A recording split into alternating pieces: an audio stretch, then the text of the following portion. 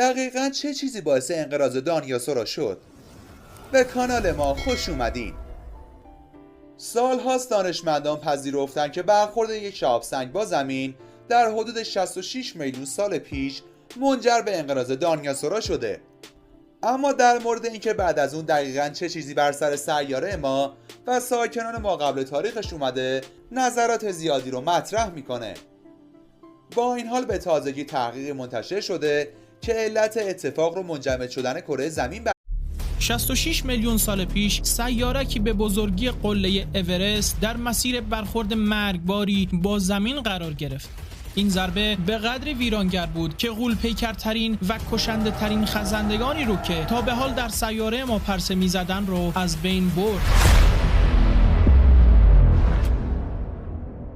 اما دایناسورها فقط از یک انفجار بزرگ نمردن. اونها با مرگ و پایانی آهسته و دردناک روبرو شدن.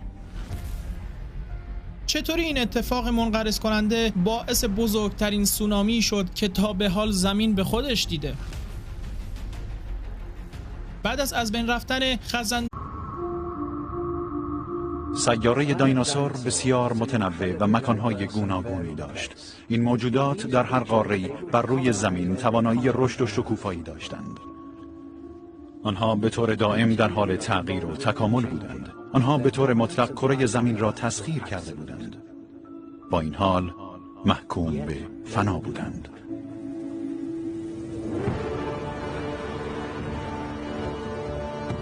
زوال دایناسورها نتیجه برخورد یک سیارک به کره زمین بود.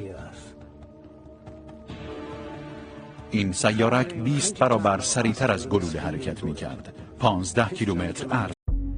ما روی زمین تا الان 5 انقراض دسته جمعی رو تجربه کردیم که هر بار درصد زیادی از زندگی توی این سیاره از بین رفته.